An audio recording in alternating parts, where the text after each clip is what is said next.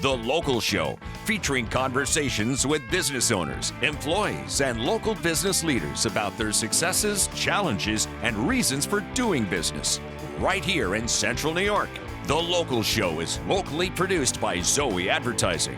Now your hosts, Tom and Steve. Welcome back and welcome in. This is hour number 2 of The Local Show. Get ready for engaging interviews with Danny Liedka. He is the president of Visit Syracuse. Jacob Eichten is the general manager of Rubberstone, New York. And Dr. Nicole Grassi is the owner of Lumine Dental Aesthetics. And then we'll round things out with Mario D'Imperio. He's the owner of Mario's Italian Bakery. All on The Local Show here in hour number 2, and Steve decided to stick around. Sometimes he'll split and just be bored with it. Okay, I did that once. I had to go to something that was more important than you. Sure. And I haven't planned my vacation so I can abandon you. So you and one of the other kids can do the show. Yeah, that'll be fun. It's always a pleasure when you're not here. I know. It always is a pick-me-upper for you. We've got a new guy on the show right now. His name is Danny Liedka. He's the president of Visit Syracuse. How are you there, Danny? Hey, doing great. We were just walking through, who knows who and everything, and it seems like we've all run in the same circles. But give people your background. It's an interesting one, to say the least. I started a long time ago in hotels.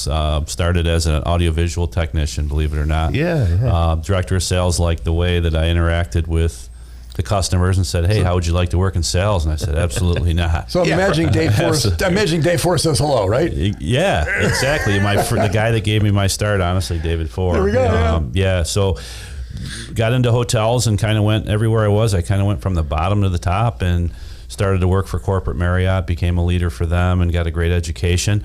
At the same time, was in television as well. I was a statistician. Then I was lucky enough to be on the air for a number of years, and then back in 2003, I decided to throw my hat in the ring in politics. So I actually had 3 careers going on at once, and now that I'm here, it kind of takes all those 3 and jams it into one. This has really been a perfect arrangement for me. Yeah. How long have you been doing the Visit Syracuse role? So I started in late November of 2017, so it's went by really fast. Yeah. So you had to go through COVID.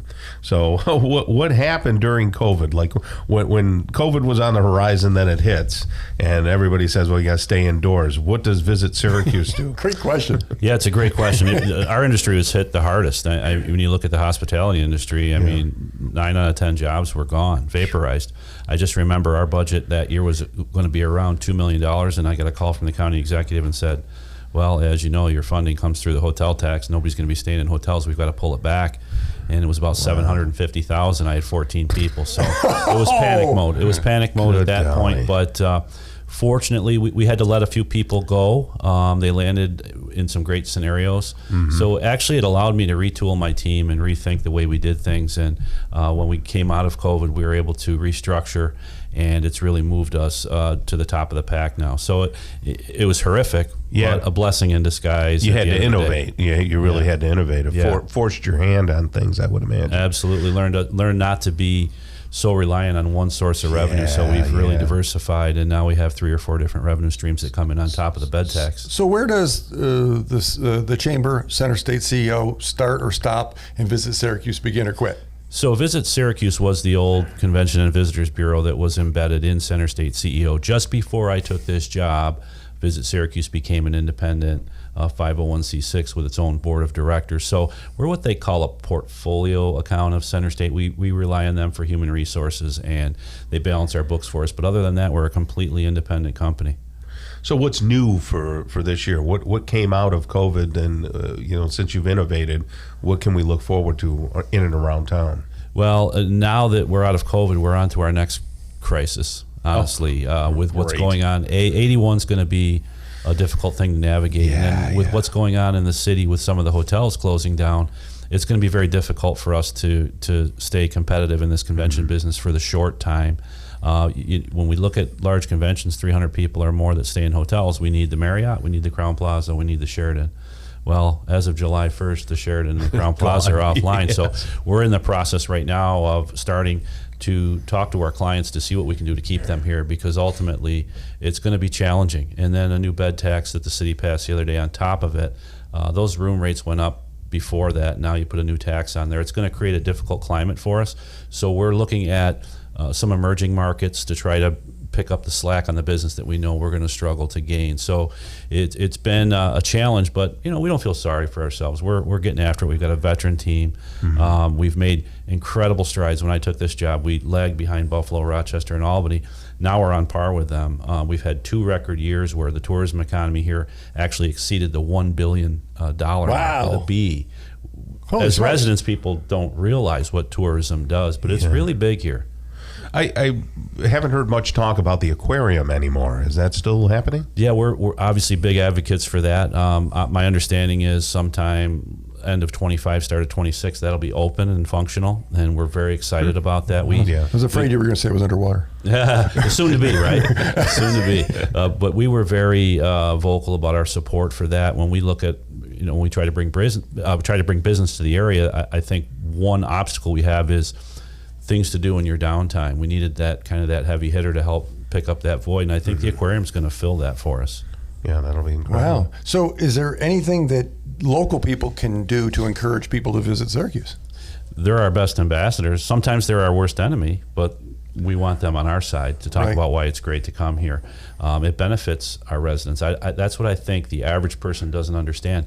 The tourism economy, as I said, is over $1 billion. It's 1 in 11 jobs. But the county budget is ultimately, a good portion of that budget is funded through sales tax. Tourism generates about $45 to $50 million a year in local sales tax, which benefits property owners. That is a huge number. $50 million in sales tax from people that aren't from here? That aren't from here. That's huge. Right? And it does take into consideration, too, of that $50 million, when you look at these very intricate studies that are, I need somebody to read them for me. I'm not the sharpest knife in the drawer. It does take into account jobs that are created, then their spend, et cetera. So it's that whole economy, that whole cycle.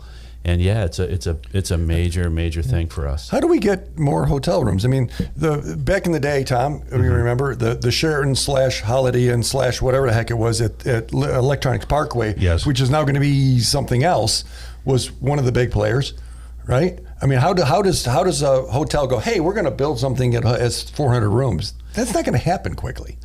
That's true. There is tremendous interest. I've met with quite a few feasibility people. I know there's companies that want to build. The issue right now certainly are interest rates. Yep.